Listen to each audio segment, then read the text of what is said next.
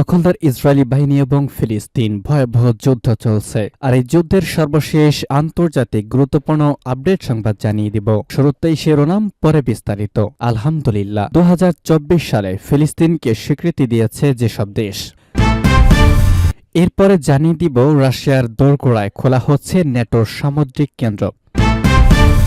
এবারে হামাসের যুদ্ধাবেগে ইসরায়েলের হামলায় গাজায় দাতব্য সংস্থার 3 কর্মী নিহত। এরপরে জানিয়ে দিব ইউক্রেন যুদ্ধে রাশিয়াকে সর্বদা সমর্থন দেওয়ার প্রতিশ্রুতি কিম জং উনের। এবং সর্বশেষ জানিয়ে দিব যুক্তরাজ্যে মার্কিন ঘাঁটিগুলোর আশেপাশে রহস্যময় ড্রোন কেন দেখা যাচ্ছে। ভিউয়ার্স, এতক্ষণে শুনছিলেন গুরুত্বপূর্ণ সংবাদ শিরোনাম, এবারে বিস্তারিত। তবে অনুরোধ থাকবে আমাদের এই চ্যানেলটিকে সাবস্ক্রাইব করুন এবং এই ভিডিওতে একটি লাইক দিন। 2024 সালে ফিলিস্তিনকে স্বীকৃতি দিয়েছে যেসব দেশ।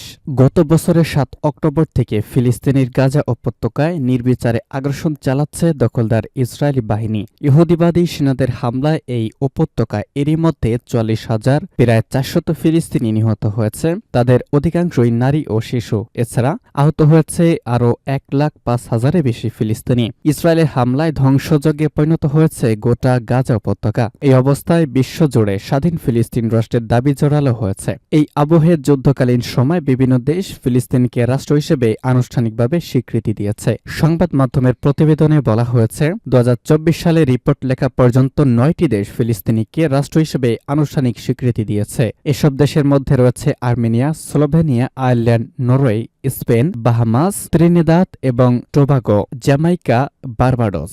চলতি বছরে 21 জন ফিলিস্তিনিকে সর্বশেষ দেশ হিসেবে স্বীকৃতি দেয় আর্মেনিয়া। এছাড়া রিপোর্ট লেখা পর্যন্ত চলতি বছর ফিলিস্তিনকে সর্বপ্রথম স্বীকৃতি দেয় বার্বাডোস। দেশটি চলতি বছরে 20 এপ্রিল ফিলিস্তিনকে স্বীকৃতি দেয়। নতুন স্বীকৃতি দেওয়া এসব দেশ সহ স্বাধীন ফিলিস্তিন রাষ্ট্রের স্বীকৃতি দেওয়া দেশের সংখ্যা বেড়ে দাঁড়িয়েছে 147টিতে। আজ কাতার ভিত্তিক সংবাদ মাধ্যম আল জাজিরার প্রতিবেদনে বলা হয়েছে 2024 সালে এখন পর্যন্ত 9টি দেশ ফিলিস্তিনিকে স্বীকৃতি দিয়েছে। মোট 147টি দেশ। রাশিয়ার দোরগোড়ায় খোলা হচ্ছে নেটোর সামুদ্রিক কেন্দ্র। রাশিয়ার সঙ্গে তীব্র উত্তেজনার মধ্যে যুক্তরাষ্ট্র, ব্রিটিশ ও ডাচ মেরিনদের প্রশিক্ষণ দিতে নতুন একটি নেটোর যুদ্ধ কেন্দ্র প্রতিষ্ঠার পরিকল্পনা করেছে নরওয়ে। রুশ শহর মুরমানস্ক থেকে কয়েকশো কিলোমিটার দূরে নরওয়ের উত্তরাঞ্চলের সোরেইসা পৌরসভায় নতুন এই কেন্দ্র তৈরি করা হবে। ওই অঞ্চলের কাছে গুরুত্বপূর্ণ রুশ সামরিক ঘাঁটি অবস্থিত। নতুন কেন্দ্রটিতে নেটো কর্মীদের আর্কটিক পরিস্থিতিতে প্রশিক্ষণের পাশাপাশি স্থল, সমুদ্র এবং বিমান বাহিনীর মধ্যে ঘনিষ্ঠ সহযোগিতায় উভচর আক্রমণে সহায়তা করবে। নেটোর উভচর যুদ্ধ কেন্দ্রটিতে কয়েকশো সৈন্য থাকবে। 2026 সালে এটি পুরোপুরি কার্যকর হবে বলে মনে করা হচ্ছে।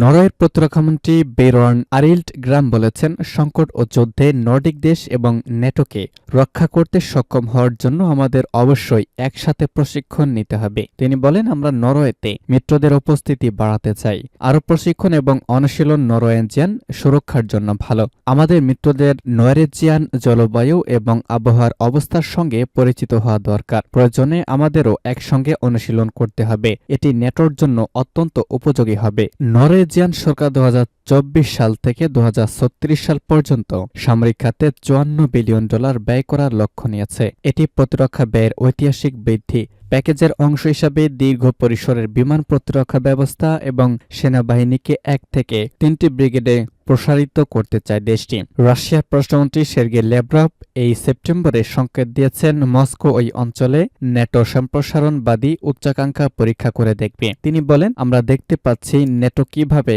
আর্কটিকের সম্ভাব্য সংকট সম্পর্কিত মহড়া বাড়িয়ে তুলছে। আমাদের দেশ সামরিক, রাজনৈতিক ও সামরিক প্রযুক্তিগত দিক থেকে তার স্বার্থ রক্ষায় পুরোপুরি প্রস্তুত। হামাস যুদ্ধাবেগে ইসরায়েলের হামলায় গাজায় দাতব্য সংস্থার 3 কর্মী নিহত। ফিলিস্তিনের গাজায় ইসরায়েলের হামলায় দাতব্য সংস্থা ওয়ার্ল্ড সেন্ট্রাল কিচেনের একজন কর্মী নিহত হয়েছেন।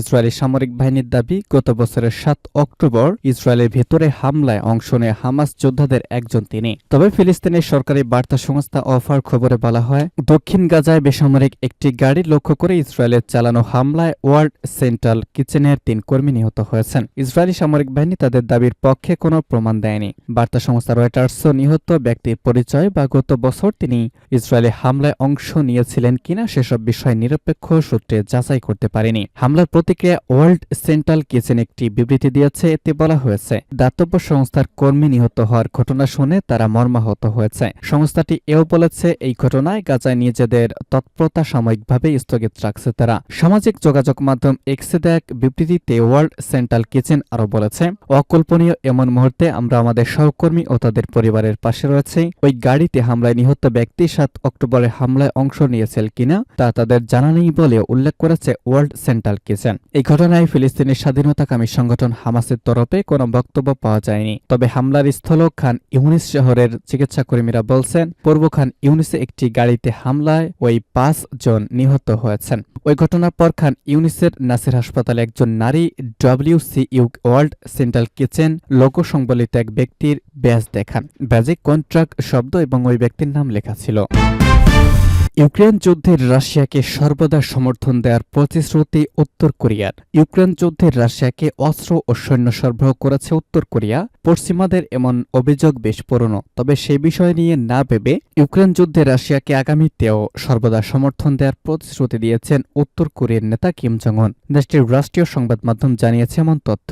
কোরিয়ান সেন্ট্রাল নিউজ এজেন্সি অনুসারে কিম শুক্রবার পিয়ংইয়ংয়ে সফররত রাশিয়ার প্রতিরক্ষামন্ত্রী আন্দ্রেই বেলোসভের সঙ্গে দেখা করেন, যেখানে প্রতিরক্ষামন্ত্রী সহ সব ক্ষেত্রে দুদেশের মধ্যে ক্রমবর্ধমান সম্পর্কে প্রশংসা করেন। কিম বলেন, ইউক্রেনের বিরুদ্ধে রাশিয়ার সেনাবাহিনীর সাম্প্রতিক পাল্টাক্রমণ মার্কিন, পশ্চিম এবং ইউক্রেনকে অবহিত করার জন্য একটি সময় উপযোগী এবং কার্যকর পদক্ষেপ। যারা বেপরোয়া সামরিক দুঃসাহসিকতার আশ্রয় নিচ্ছে, পরিস্থিতি ভিন্ন দিকে নিয়ে যেতে চায়, তাদের জন্য এটি রাশিয়ার কঠোর পদক্ষেপ নেওয়ার প্রতিক্রিয়া। এছাড়া কিম রাশিয়ার সার্বভৌমত্ব এবং আঞ্চলিক অখণ্ডতা রক্ষার নীতিকে আধিপত্যের জন্য সাম্রাজ্যবাদীদের পদক্ষেপ হিসেবে সমর্থন করেন। এর বাইরে গত জুনে উত্তর কোরিয়া রাশিয়া পিয়ংইয়ং শীর্ষ সম্মেলনে উপনীত চুক্তির অধীনে রাজনীতি, অর্থনীতি এবং সামরিক বিষয়সহ সকল ক্ষেত্রে দুই দেশের মধ্যে সম্পর্ক আরও সম্প্রসারিত ও বিকশিত করার ইচ্ছা প্রকাশ করেন। যুক্তরাজ্যে মার্কিন ঘাঁটিগুলোর আশেপাশে রহস্যময় ড্রোন কেন দেখা যাচ্ছে? যুক্তরাজ্যের নরফোক ও সাফোক কাউন্টিতে মার্কিন বিমান ঘাঁটিকে ঘিরে বিশেষ করে রাতের আকাশে সম্প্রতি একাধিকবার রহস্যময় বস্তু বা ড্রোন উড়তে দেখা যায়। এর কারণ খতিয়ে দেখা হচ্ছে। এসব ওড়ার পিছনে থাকা ব্যক্তিদের এখন পর্যন্ত শনাক্ত করা যায়নি। ইতিমধ্যে এসব বস্তু বা ড্রোন কিভাবে উড়ছে এবং কেনই বা এমন ঘটনা ঘটতে দেওয়া হচ্ছে সেসব নিয়ে প্রশ্ন তুলেছেন বিমান ঘাঁটির কাছাকাছি স্থানে থাকা বাসিন্দারা। মূলত 3টি বিমান ঘাঁটির কাছে এসব ড্রোনের অনুপ্রবেশের ঘটনা ঘটেছে বলে প্রাথমিকভাবে জানা গেছে।